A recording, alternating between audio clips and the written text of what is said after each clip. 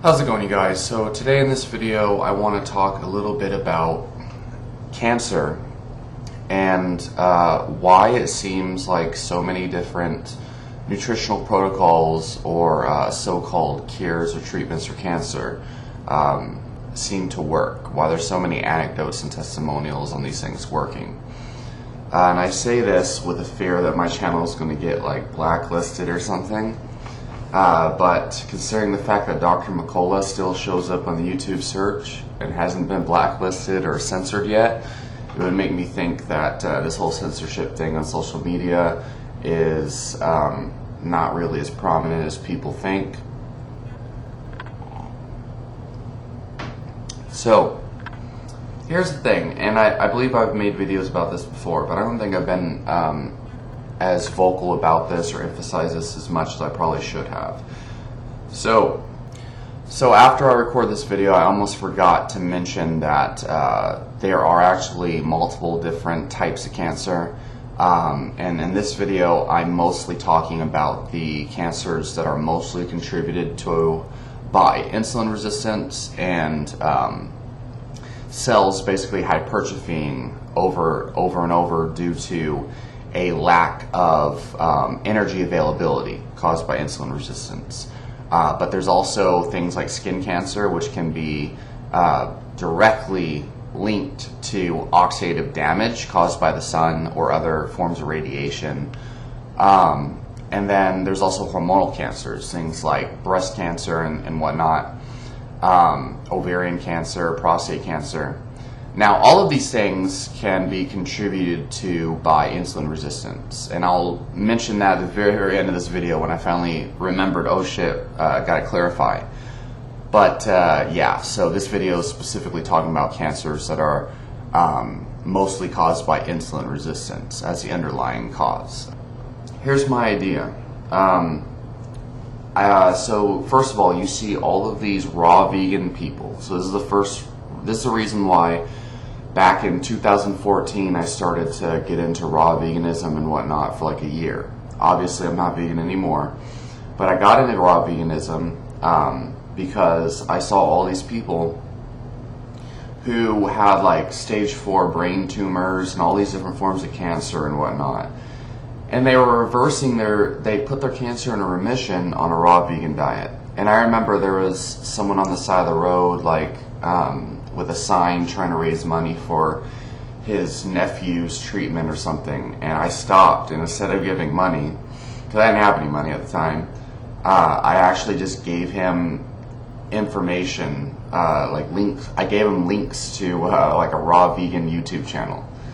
As a matter of fact, since we were on the side of the road, we didn't have enough time to do all that, so he gave me his email, and I sent him a bunch of videos from like raw vegan people who claim to have put their cancer into remission on a raw vegan diet. And so that's how big into veganism I was and how bought into it I was back then. Now fast forward 5 years, and now I've actually met quite a few different people who have put cancer into remission following a ketogenic type of diet. I have an interview. I'll try to find it and then link it down below in the description for you guys. An interview with my friend Jason, also known as Leukemia Slayer, who also put his cancer into remission on a ketogenic protocol. And it was leukemia. And he's kept it in remission for it's been 4 years now. So, what else do we have? What other protocols? There's a Dr. Sebi, and he's got, dozens of case reports of his patients putting their cancer into remission, as well as other diseases that I'm not going to go into in this video. And Dr. Sebi's diet is most closely resembles a raw vegan diet, in my opinion, even though I know it's not all raw. And there's some people that claim intermittent fasting helped. Of course, then you have other things like the Gerson therapy and there's some other things. I don't think the Master Cleanse is ever used as a protocol for cancer, but I know that Gerson therapy was, where you basically just drink a bunch of carrot juice, and I know there's other things too. But that one, I've seen a lot of people claim that the Gerson therapy didn't work very well for them, or didn't work at all. But I see people going on keto all the time. I see these high-level doctors who have, managed their cancer or put in a remission on keto. I think one of the guys' name, I think his name is Al Dungan. I don't remember. I don't know his name. I probably just butchered it. I'm going to try to find an interview with him and post it down below. He has a lot of good information. And then you have people like Dr. Dom Agostino and what's the other one? Thomas Seyfried, who are PhD level scientists researching keto for things like cancer, especially Thomas Seyfried. So why does it seem like raw veganism can put cancer into remission in some people's claims? Dr. Sebi's diet could as well, and then ketogenic protocols can as well.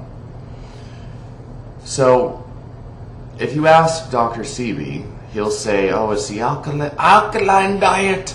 The body is an alkaline, magnetic human being. But in reality, the exact foods he claims that contributes towards acidity, so-called, and mucus in the body, mucus. Those foods also can put people in remission, as you see by my friend Jason.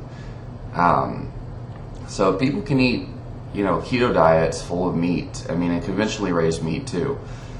Jason was eating like the cheapest frozen turkey, ground turkey you can buy, and conventionally raised broccoli and conventional eggs. But yet we have all these people who claim, oh, it's the antibiotics in the meat, and it's the omega-6 content. Like, clearly not, if that's what he was eating when he put in a remission. Even though omega-6 does take some time to accumulate in the body's tissues.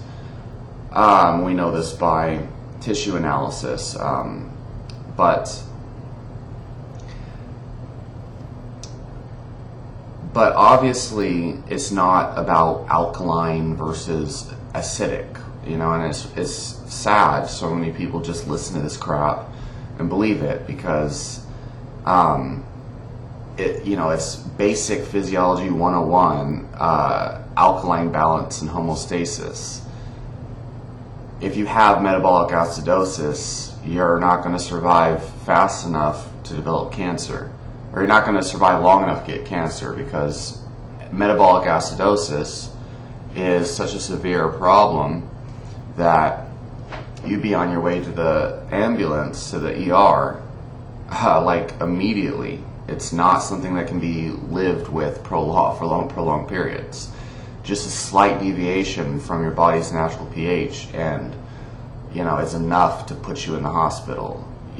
So you're not going to have time to develop cancer if your body is acidic. So it's not an acid alkaline thing. What I believe it is, I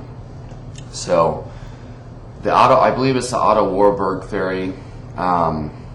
Basically, your cells, a cancer cell is basically a cell that shifted over from oxidative metabolism to anaerobic metabolism, or basically that the cell, as far as I understand it, hypertrophies into this giant cell, this giant cancer cell, due to a shift of its energy source and its method of staying alive, basically.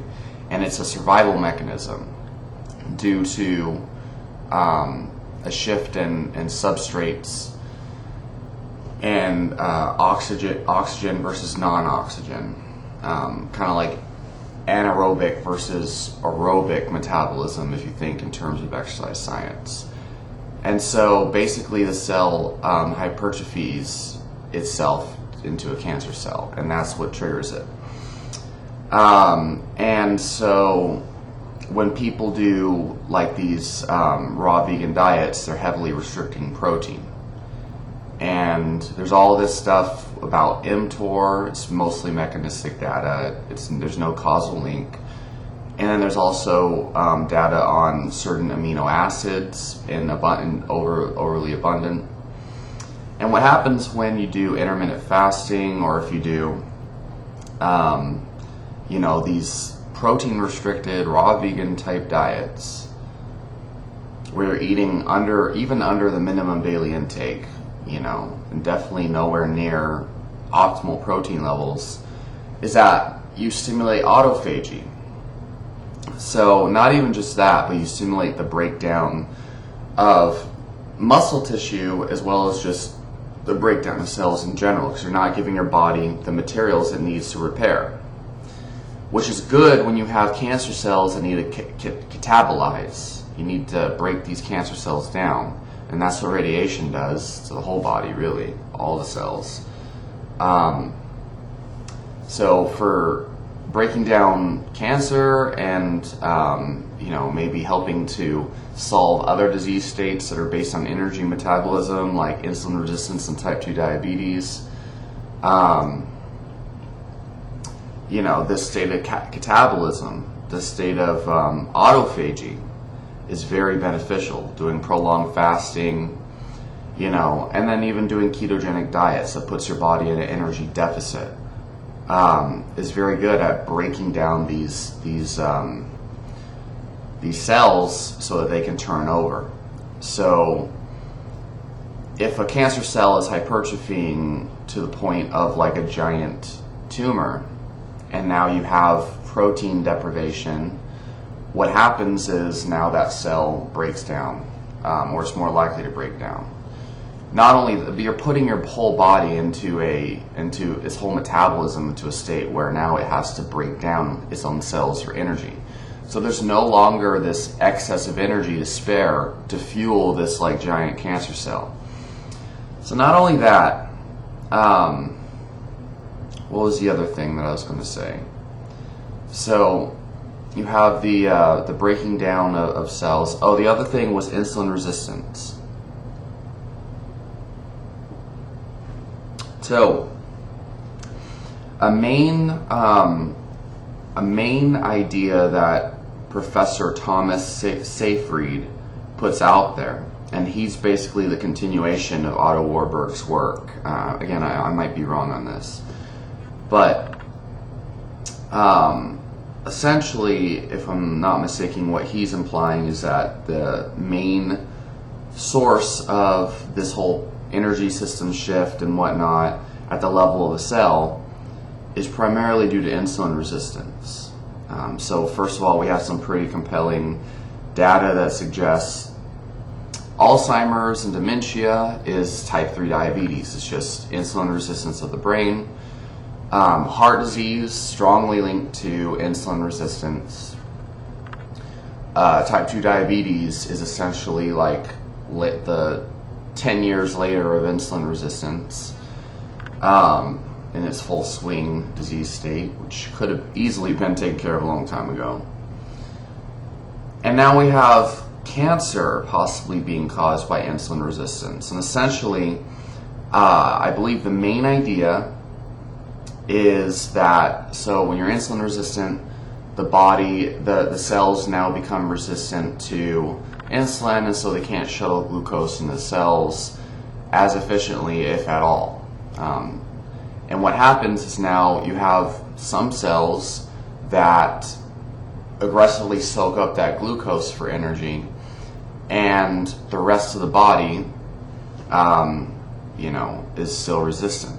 And it's a survival mechanism because these cells are dying because they're so low on fuel, they're so low on energy. And what happens is now they're shifting over to because they a lack of oxygen or whatever, basically hypertrophy. And so lack of oxygen, a lack of energy, a lack of substrate, sucking up all that glucose, which is why you see that on the scan. They hypertrophy, overabundance, and all of this is rooted at no energy availability. So the cells don't have enough energy to survive or to function properly. Let's say properly, right? totally unscientific term. And so you can manage it by breaking down the cells with these different starvation type of diets. And I don't believe keto is starvation.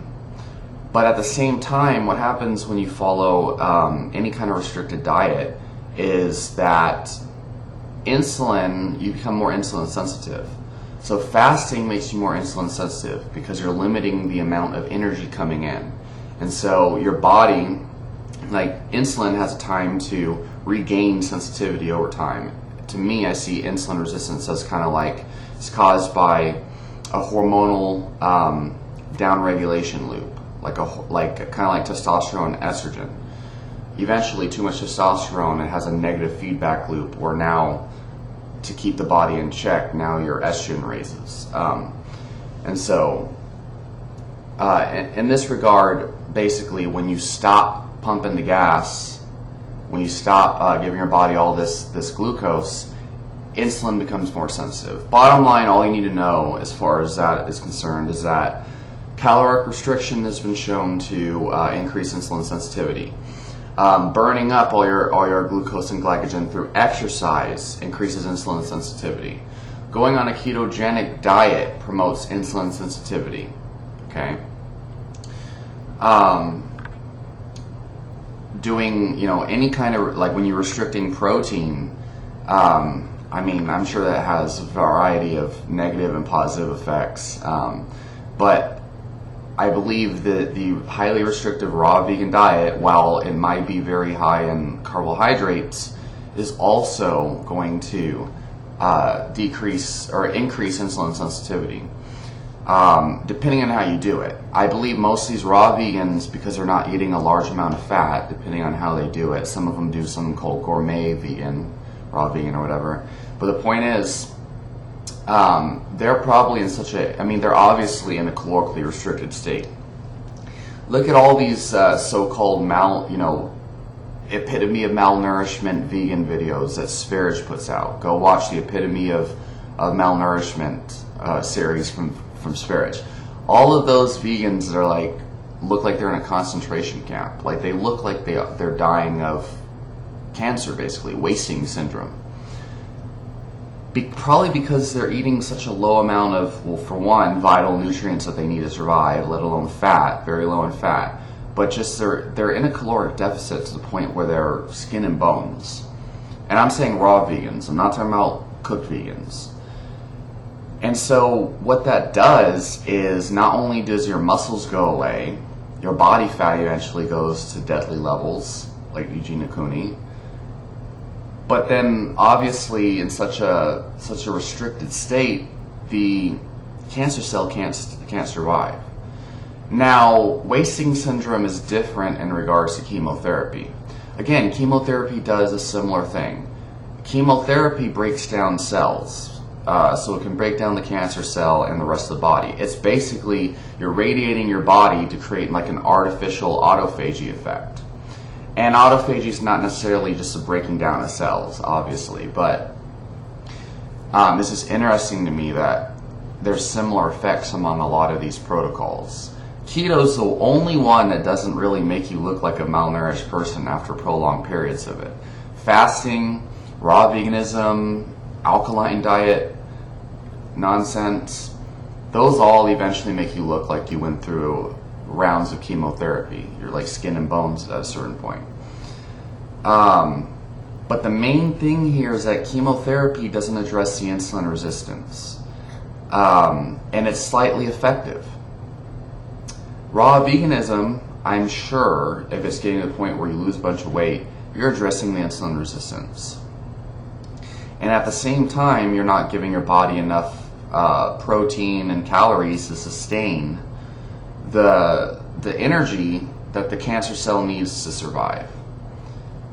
Despite the fact that raw vegans are giving themselves so much glucose, an energy deficit by nature and weight loss as well creates, not only is it catabolic, you're restricting protein, so you're breaking down cells at a greater rate than you're rebuilding them, but you're also addressing the insulin resistance, just basically through the caloric deficit and probably through the protein restriction. which is not healthy in my opinion, unless you're trying to induce catabolism for, breaking down cancer. So, now, keto induces a mild state of autophagy, depending on how you do it, of course, especially over the long term. And you are breaking down endogenous stores of fuel at a greater rate, because it's up to like 75% of your energy is coming from adipose tissue, and then the rest from the dietary fat you're eating.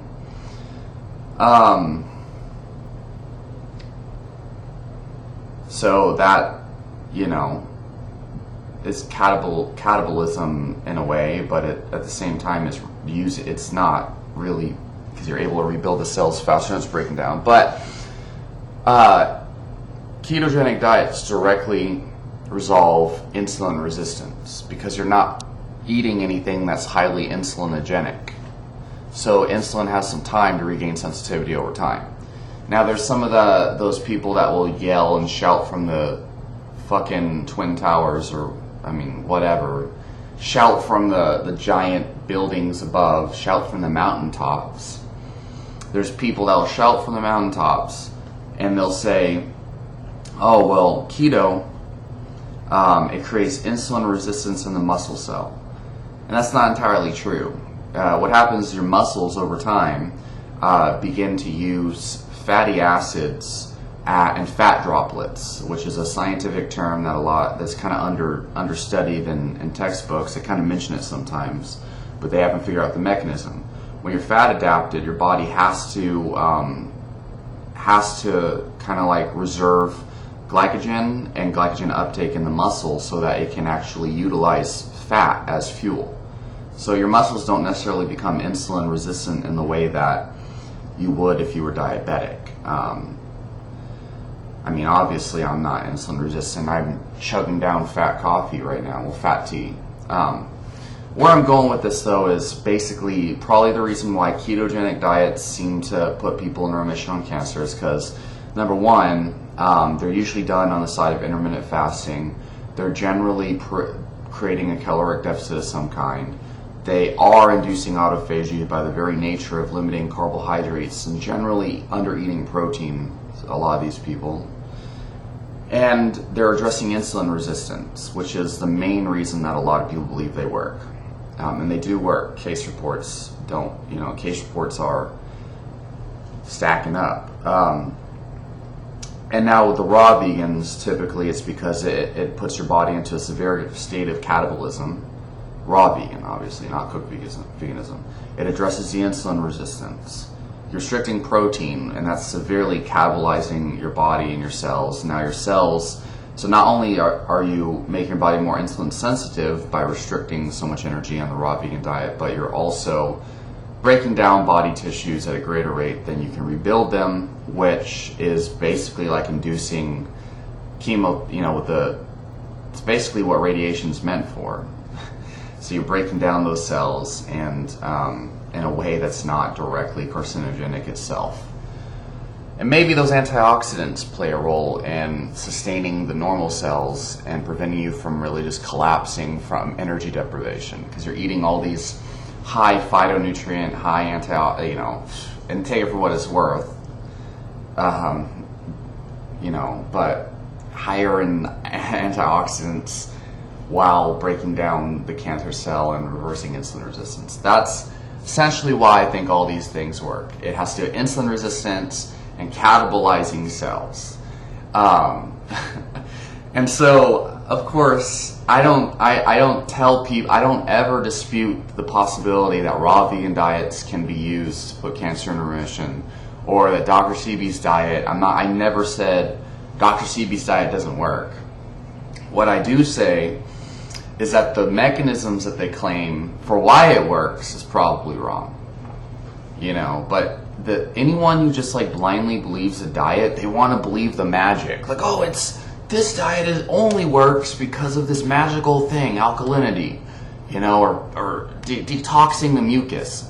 These other people, it detoxes the parasites because raw vegan diet, fucking fruit is the most cleansing food. you're cleansing your cells of cellular waste and cellular mucus and worms. It's like, no, because eating nothing but meat tends to also work for a lot of people. Or really therapeutic ketogenic diets, not carnivore diets. Diets like paleomedicemia, where the majority of your calories come from fat and you restrict protein. Generally, the clinical diet, keto diets used to put cancer in remission are higher in fat, lower in protein. So that obviously is going to have similar catabolic effects on protein breakdown, cell breakdown, muscle breakdown as the raw vegan diet. So protein restriction, there's some very likely reasons why it can work for reversing cancer. Now, one more thing I'll say on all this is the underlying cause is likely insulin resistance. The putting cancer in remission and successfully ridding your body of cancer probably has to do with, number one, resolving the insulin resistance. That takes time. You might not have enough time. But immediately, you can start to break down that tumor, and this is, again, my opinion and my notion, is that you can break down the cancer cell through catabolizing it by restricting protein. That is treating it, right? That is dealing with the disease state. But a healthy person doesn't need to live their life by eating that way. So here's the problem that people get into. They reverse the disease, and then they think that this diet that they use, or this protocol they use, juice cleanse or whatever, has some kind of magical property. Like, it's the way that humans need to eat now. And so after they reverse their disease, now they continue with the crazy restricted diet years and years later, only to create more health problems than the original problem they solve. They reverse their cancer by heavily malnourishing themselves, which is necessary when you have cancer. And then the cancer's gone, but like the raw vegans, they're like, oh, it's because cooked food, it creates pathogens and it's the devil and this and that. So if I eat cooked food, I'm going to get cancer. So I'm going to live my whole life eating nothing but raw fruits. Then they look like all these fruit people on YouTube that are like severely malnourished, anorexic looking, who think that they're healthy, and you see them trying to do push-ups and sucking in their stomach or whatever, and you see the rib cage. So no, like, you don't need to continue catabolizing your tissues, because it's catabolizing the tissues and creating autophagy was not. You didn't have an autophagy deficiency. That's not what led to cancer.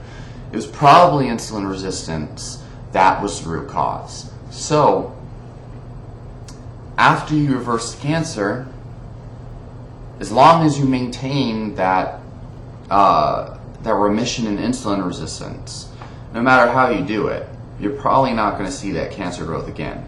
Now, mind you, there's other causes like radiation and things that contribute to free radical damage. And, that's a whole other thing that I should have started talking about in the beginning. The free radical damage, insulin resistance, when you're insulin resistant and your body can't properly metabolize glucose, it creates a lot more advanced glycation end products, which are basically glycated proteins. They're proteins endogenously from the breakdown of your muscle and things, and proteins that you're consuming, and amino acids, enzymes, and they're basically molding together with glucose. The patterns, nutritional and lifestyle patterns that lead up to insulin resistance create more oxidation and oxidative stress, and create more advanced glycation end products. And then when you are insulin resistant, you're creating a lot of oxidative stress on your body and advanced glycation end products. And so that alone can, anything that heavily contributes towards oxidative damage can also cause insulin resistance. Can cause cancer growth. So that's another side of this coin. So you have the insulin resistance model, then you have the oxidative damage model. So I'll have to make another video where I talk about oxidative damage and its relationship to cancer growth, because the insulin resistance model still plays a role, but that's not responsible for all cancers. So I kind of went off on this video without making that clear at first. But so if you have insulin resistance, you're going to be creating more oxidative damage as well. So, you know, skin cancer caused by oxidative damage caused by the sun, you know, that's not going to be directly related to insulin resistance, not directly at least. Other things like hormonal cancers, things like ovarian cancer, what else? Breast cancer. These can just be caused mostly by taking certain hormonal drugs and things like that, in my opinion, or at least severely contributed towards. You don't just develop a tumor because you take these drugs, but it can definitely contribute to it. So hormonal cancers, cancers caused by oxidative damage, then you have insulin resistance contributing cancers. So I'm going to probably edit this video and make that clear at the beginning. But leave your question, comments down below, and I'll talk to y'all next time.